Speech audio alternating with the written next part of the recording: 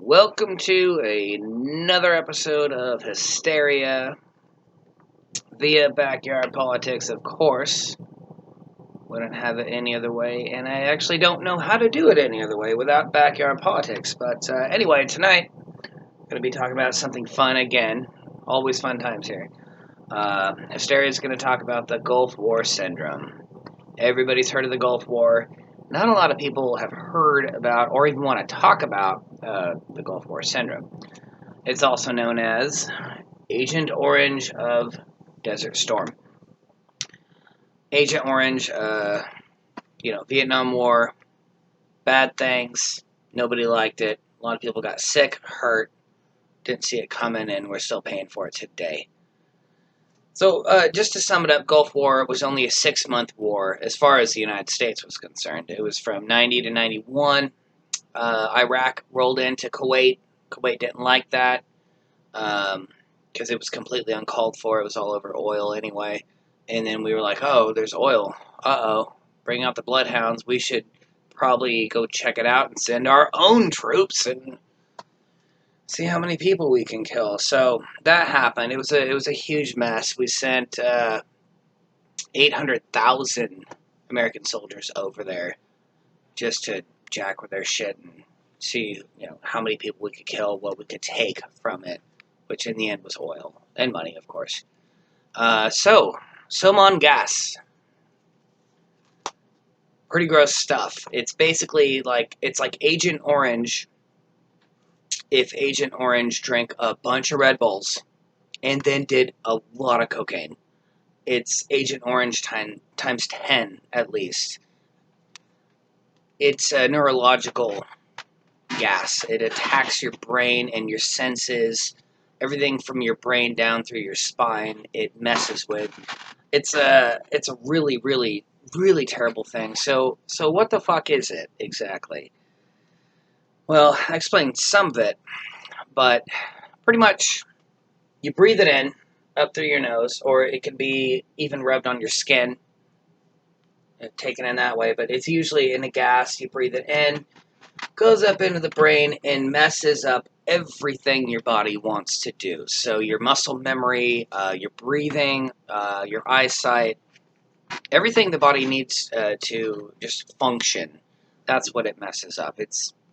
It's a horrendous thing. It's pretty sick it's ever even been invented, but it is. So after exposure, you're going to throw up. You're going to be in pain. The next thing, a couple minutes later, your muscles are going to stop working, so you're not going to be able to breathe very well. Can't move so good. Then you're in lots of pain. I think that's Italian. Lots of. And then you're going to go blind, and then you're not going to be able to move at all. And then you're going to be in insane pain, and then after that, you're probably going to die. PB. We invented PB. It's not that kind. It's this, and I've tried to say it a few times. I'm pretty sure it's pronounced Pyridostigmine Bromide. I think I was close there, but essentially, this stuff was created in the 60s as a way for people that had like neurological diseases. It was like a little shield, a defense. But it's a one-time dose is what they created. That's what it was intended for. One time, you put it in you, you're good to go. For diseases, within your neurological system. I skipped a slide or went too far back, I'm not sure. But anyway, so that's what that is. But if you use it more than once, bad things are proven to happen. Very, very, very bad things. We gave it to a lot of the soldiers that went over to fight in the Gulf War. We gave it to a lot of them. We didn't tell them we were giving it to them, so it was never tested for repeated dosage. For one, it was one dose. That's all they wanted. One dose, you're good to go. Never tested for more than that. We were giving soldiers multiple shots of it every day and 3 pills every day to ingest of this stuff that we didn't really test. The government knew it was experimental. And the most sickening part is it doesn't show up on all those military folks' medical records. It's not on it. It's not on there. It's gone. It's on their military records, but not their medical records. If you're going to give somebody something that severe, you would think it would show up everywhere, but no, it doesn't. So the government knew it was doing a test drive on a car that they shouldn't have bought.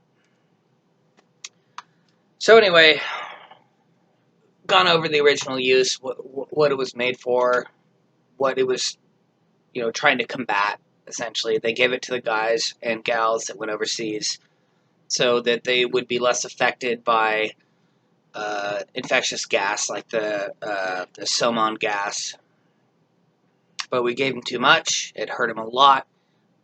What are the effects of PB? Depression, nightmares, insomnia, genetic changes. Literally, it changes portions of your DNA that want you to do things that you normally would do, which affects all these other things. Like, you can't sleep so good if your body doesn't know what's up with you. And unfortunately, down here on the bottom, where it should be, suicide. You can't really come back from that. You can deal with this, can't come back from that. Tough. Worst part, the VA, 80% of the soldiers that try to claim Gulf War syndrome from the effects of PB, 80% are denied. The government doesn't even recognize it as a thing. They're like, yeah, no, I don't know what you're talking about. No, you went over there, you fought, good job. Here's like a medal, and you can get a good home loan if you want it later.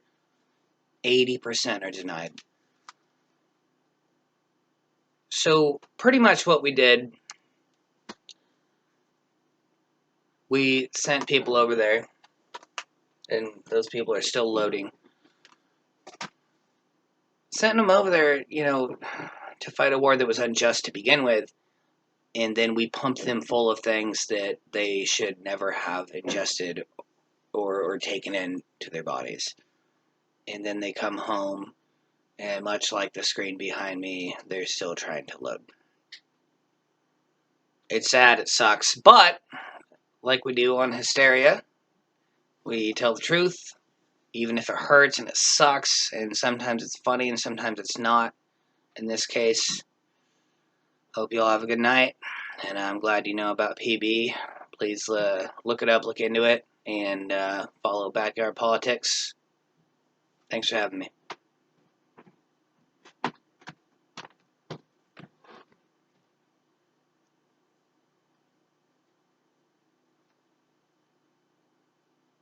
I'm going to try to find out how to shut this thing off real quick.